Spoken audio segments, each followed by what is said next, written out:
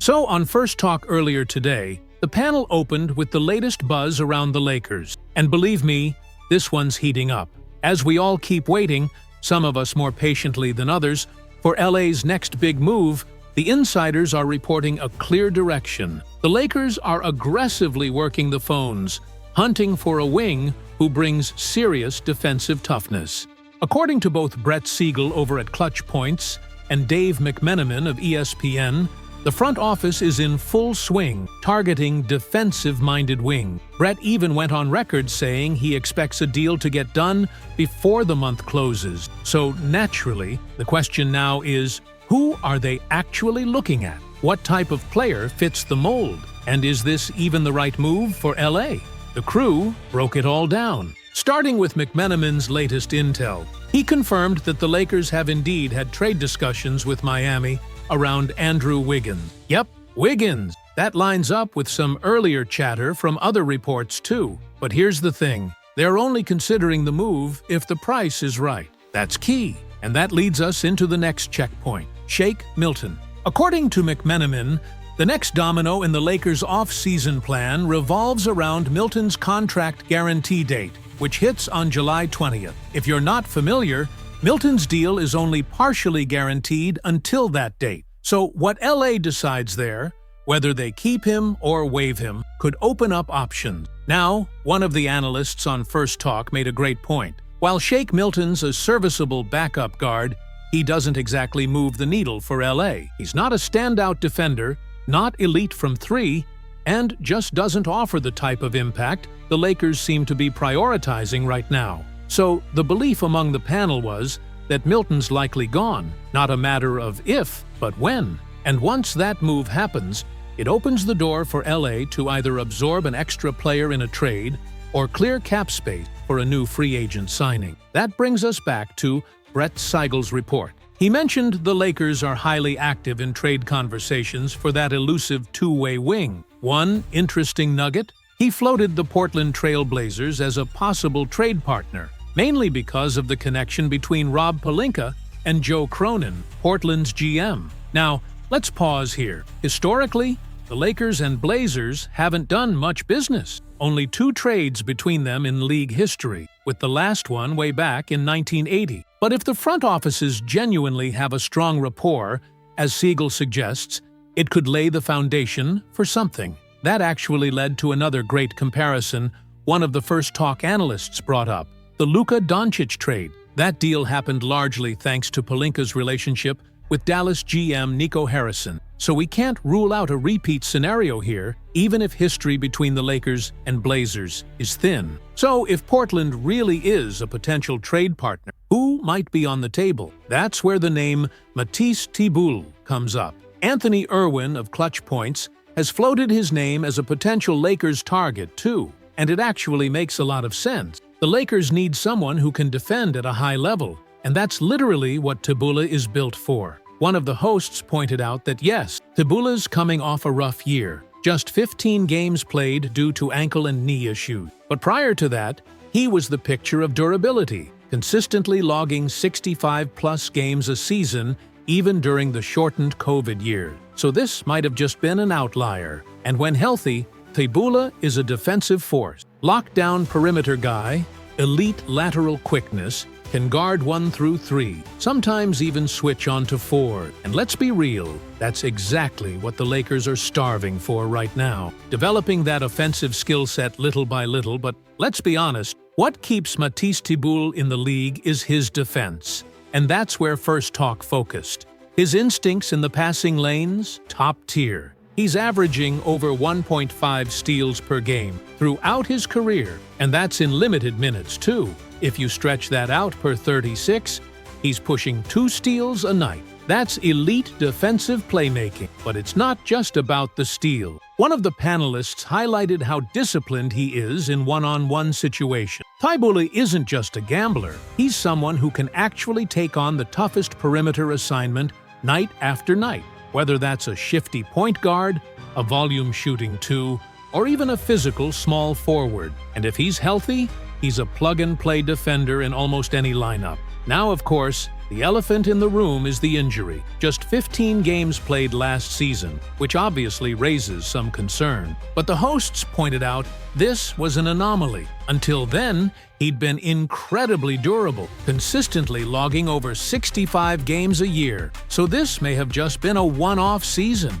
And ironically, that could play in the Lakers' favor. With Thybulle on an expiring $11.5 million deal and coming off a down year, the price tag in trade talks could be much lower than usual. The guys on First Talk speculated it might only take someone like Gabe Vincent and a future second-round pick to get it done. Maybe even less. Portland is trending younger, and Thybulle doesn't appear to be part of their long-term rotation anymore. They've got Denny Avdija now. They're trying to elevate young wings like Chris Murray and Toumani Camara, and they're still carrying that massive contract from Jeremy Grant. The Trailblazers are clearly rebuilding, and Thybulle just doesn't fit where they're headed. But here's the part the show dug into. Beyond the defense, Thybulle has shown subtle offensive growth. He's not going to light it up from deep, but he has quietly become a league-average three-point shooter. In fact, from the start of the 2022-23 season through last year, he's hit over 36% from beyond the arc. Not bad at all, especially considering most of those attempts come from the corners, where he's shooting nearly 38%. The panel made a great point here. Imagine Thybulle in a lineup alongside top-tier creators like LeBron James, Austin Reeves, and Luka Doncic. That kind of elite playmaking would make life easier for a guy like Thybulle. In Portland, he was often stuck in no man's land offensively, but in LA, he'd be getting wide-open catch-and-shoot looks on the regular. Now, nobody's saying he's suddenly going to shoot 40% on high volume, but realistically, if he can give you a steady 35% from deep while continuing to be a pest on defense, that's a perfect low-cost, high-upside role player. So the verdict from First Talk was clear. While Thybulle might not be the flashiest name out there, he's one of the most realistic targets for what the Lakers are trying to do.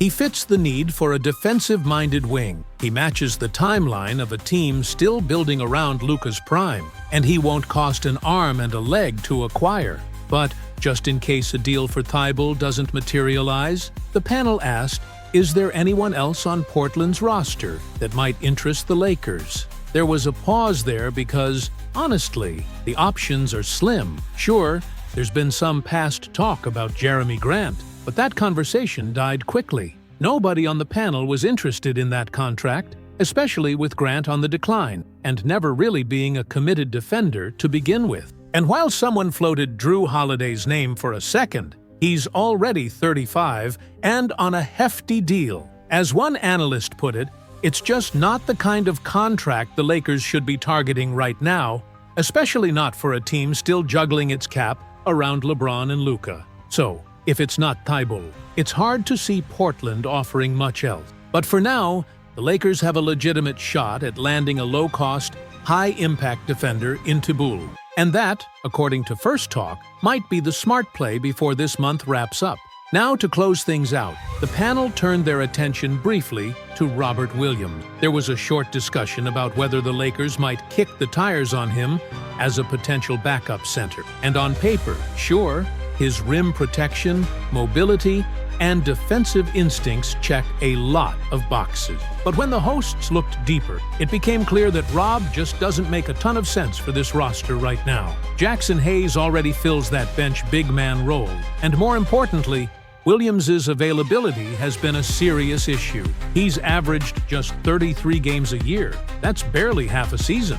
So even giving up a low-end asset like Gabe Vincent or KBA and a second-rounder, that might still be too steep for someone with that kind of medical history. With that, the focus shifted back to Andrew Wiggins. The First Talk crew mentioned that Dave McMenamin brought up the Lakers' previous trade talks, reportedly connecting with Miami during draft night to explore a potential Wiggins deal. But, as has been echoed many times, it would only happen at the right price. And that's where things got interesting. Multiple voices on the show broke down what that right price might look like. One scenario floating around was Rui Hachimura plus Dalton Knecht, and the Lakers' only tradable first-round pick.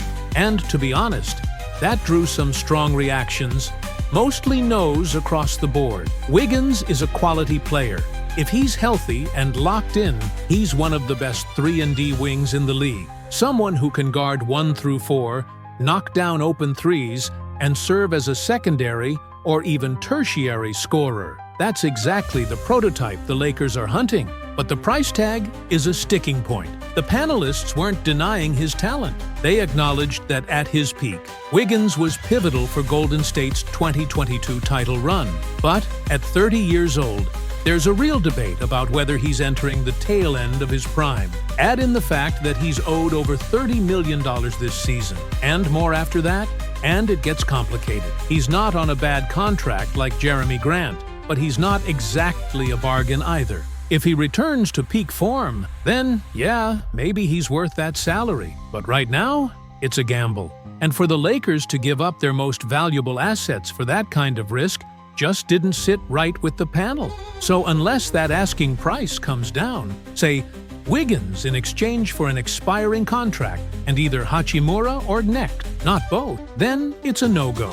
But if Golden State lowers the demand, there could still be a path forward. That's why, as the discussion wrapped up, the analysts circled back to the name that's been gaining traction, Matisse Thybulle. He might not be the most exciting name, he's not as offensively gifted as Wiggins, but in terms of what the Lakers actually need, a defensive-minded wing, someone who can take on tough assignments, and a guy who's easier to acquire. Thybulle fits the bill. He'd be more affordable, more attainable, and still fills a hole on the depth chart, whether as a rotation piece or spot starter. Maybe he doesn't move the needle in the same way as Wiggins would if he's locked in, but he gives you something, and he doesn't cost your future to get it. So that's where the first talk panel landed. The Lakers are absolutely active in the trade market, with their eyes clearly set on fixing their perimeter defense. They're exploring their options, some bigger swings, some more realistic. But all signs suggest something is coming. Now it's just a matter of whether it's Wiggins at a discount or Thybulle at a bargain. And with that, the show wrapped up by asking the audience, what do you think? Should the Lakers hold firm on their assets and wait for the perfect opportunity? Or should they make a move now to shore up the roster ahead of training camp? That's it for this breakdown. If you enjoyed this recap, don't forget to hit that like button, subscribe, and ring the bell so you don't miss the next time we dive into the Lakers' front office chessboard. Thanks for watching, and we'll catch you next time on First Talk.